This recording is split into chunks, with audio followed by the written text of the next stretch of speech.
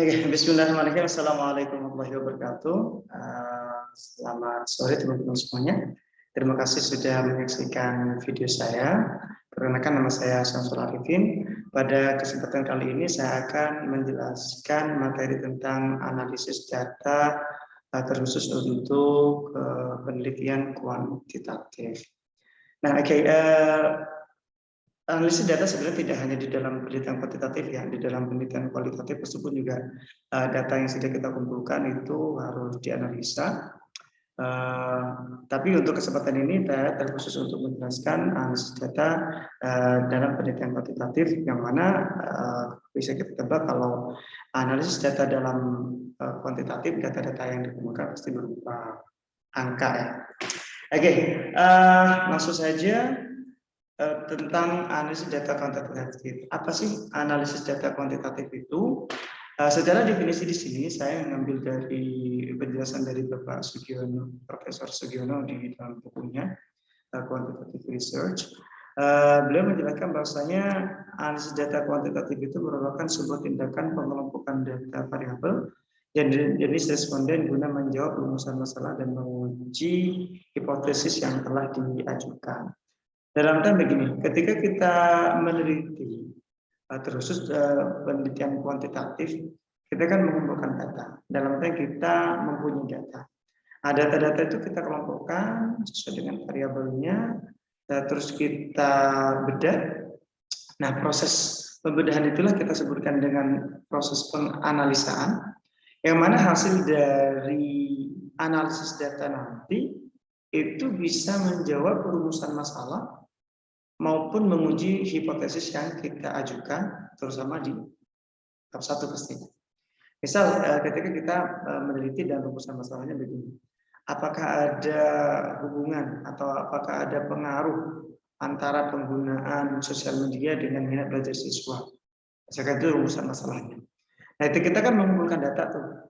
Data bisa entah kuesioner, entah bisa data yang bersifat misalkan nominal berdasarkan jenis ya, ataupun kardinal maupun rasio dan sebagainya. Itu kita analisa dan hasilnya nanti bisa menjawab dari rumusan masalah itu, entah jawabannya itu iya ataupun tidak, atau bisa juga menjawab dari atau menguji hipotesis yang telah kita ajukan.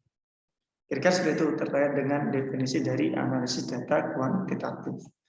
Nah, terus yang kedua ini bagian dari analisis data kuantitatif itu sendiri.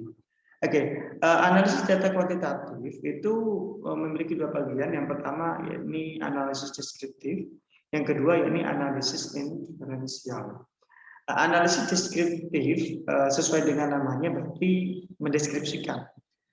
Maksudnya di sini peneliti tersebut memberikan informasi tentang data penelitian secara umum tanpa bermaksud untuk membuat kesimpulan. Nah, berbeda dengan inferensial. Sesuai dengan namanya, inferensi itu kan arti menyimpulkan. Dalam artinya kalau dalam analisis data inferensial, data-data yang diproses tersebut nanti hasilnya ingin digeneralisasikan terhadap sampel yang diambil, terhadap sampel-sampel tertentu. Dan juga bisa nanti menguji hipotesis atau menjawab rumusan masalah.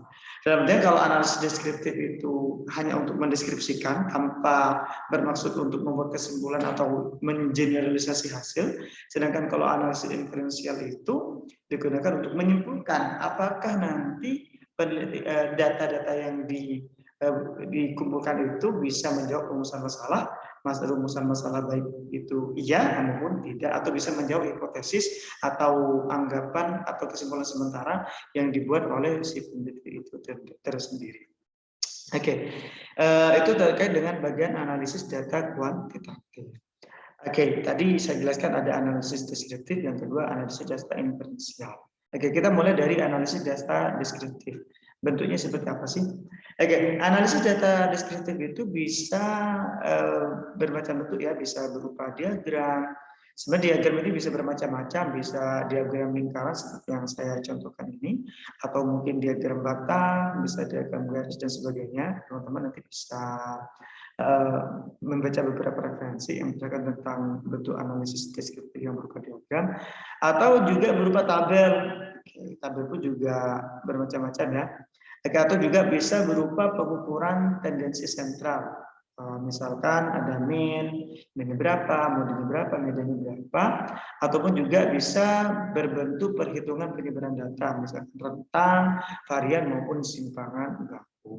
Nah, di analisis deskriptif bentuknya bisa seperti itu. Yang mana tujuannya tadi hanya untuk mendeskripsikan, tanpa untuk mengeneralisir atau membuat kesimpulan. Oke, sedangkan kalau dalam analisis data inferensial, oke, itu yang saya sebutkan tadi, bahwasanya tujuannya ya untuk memberikan kesimpulan atau mengeneralisir sampel hasil yang diteliti. Oke, dalam analisis data inferensial ini ada dua hal yang perlu saya jelaskan. Yang pertama, atau penggunaan statistik yang digunakan. Yang pertama yaitu statistik parametris, yang kedua yaitu statistik non parametris. Oke, sebenarnya untuk masalah statistik di sini kita belum mempelajari secara detail ya teman-teman, karena kita akan mempelajarinya di semester berikutnya, yaitu berkaitan dengan statistik. Cuma di sini saya cuma memperkenalkan saja bahwasanya di data inferensial itu, analisis data inferensial maksud saya ada statistik parametris, yang kedua yaitu statistik non parametris. Statistik parametris itu kalau dari segi maknanya berarti kan terukur ya, ada parameternya, ada tolak ukur. Biasanya syaratnya itu harus berdistribusi normal. Dan juga datanya, itu harus berupa data interval ataupun rasio. Oh ya, for information, data jenis data itu ada 4 ya. Ada nominal, ada kardinal, ada interval ataupun rasio. Yang nominal itu misalkan laki-laki dan perempuan digunakan simbolnya laki-laki misalkan 1, perempuan 0 atau sebaliknya.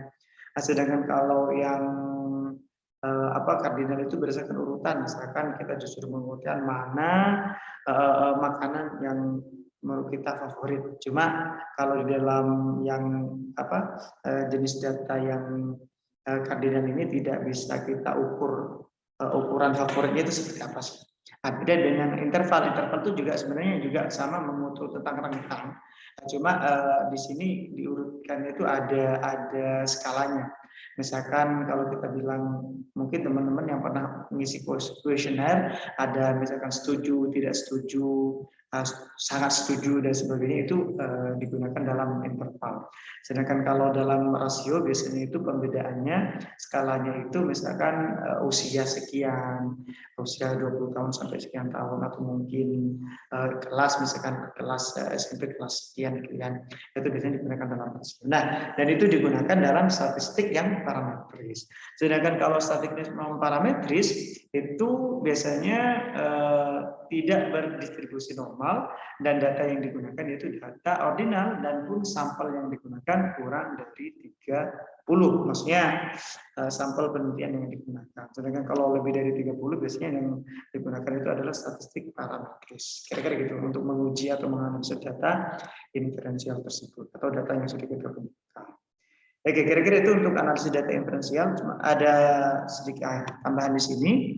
Oke, analisis data inferensial itu uji statistiknya banyak sebenarnya teman-temannya, bisa menggunakan t-test atau juga bisa menggunakan analisis of variance atau ANOVA, atau juga bisa menggunakan analisis covariant atau ANCOVA. Bisa juga menggunakan regression atau juga multiple regression. Apa sih maksudnya yang dimaksud dengan t-test? Ya, ini saya sekilas saja ya terkait dengan t-test, karena secara detailnya kemungkinan bakal dibahas ketika materi statistik. Oke, biasanya kalau t-test ini digunakan untuk penelitian yang bersifat komparatif, yaitu jenis pengukurannya maksud saya adalah komparatif atau perbandingan. Kalau dideskripsikan secara umum, t-test itu ya digunakan untuk membandingkan hasil dua kelompok atau perbedaan dari kelompok itu. Kalau analisis of variance atau ANOVA itu sama juga digunakan dalam perbandingan. Cuma di sini digunakan untuk membandingkan hasil lebih dari dua kelompok. Kalau tadi kan hasil dua kelompok, sedangkan kalau ANOVA itu hasil lebih dari dua kelompok. Sedangkan kalau analisis covariance sama masih berkaitan dengan komparatif atau perbandingan, cuma digunakan untuk membandingkan hasil dari dua kelompok yang berbeda. Tapi kalau yang t-test atau analisis of varian yang ANOVA ini kelompok yang sama, tapi di sini kelompok yang berbeda. Ada juga regression. Regression di sini digunakan untuk jenis pengukuran yang bersifat pengaruh, misalkan effect atau influence ya. Influence misalkan itu digunakan untuk menentukan pengaruh antara dua variabel atau lebih. Sedangkan kalau multiple regression atau korelasi hubungan itu biasanya digunakan untuk menghubungkan 3 atau lebih variabel yang kontinu. Dalam artian variabel 1, 2, 3 itu apakah saling berhubungan satu sama lain, yang mana variabelnya itu bersifat kontinu. Oke. Itu mungkin teman-teman terkait dengan analisis data. Jika teman-teman ingin bertanya lebih terkait dengan analisis data, bisa ditanyakan dalam sesi tanya jawab mungkin, atau diskusi di grup ya, atau mungkin diskusi melalui kolom chat di YouTube, karena ini saya upload di YouTube ya. Atau mungkin bisa diskusi lebih lanjut di kelas. Atau setidaknya teman-teman bisa baca buku, bisa baca bukunya punya Profesor Sugiono bisa, atau punya Chris Welch juga bisa untuk menjawab analisis data. Kira-kira itu yang bisa saya sampaikan teman-teman. Terima kasih atas perhatiannya. Mohon maaf jika ada salah-salah kata dan sebagainya. Saya pun juga masih belajar. Thank you. Assalamualaikum warahmatullahi wabarakatuh.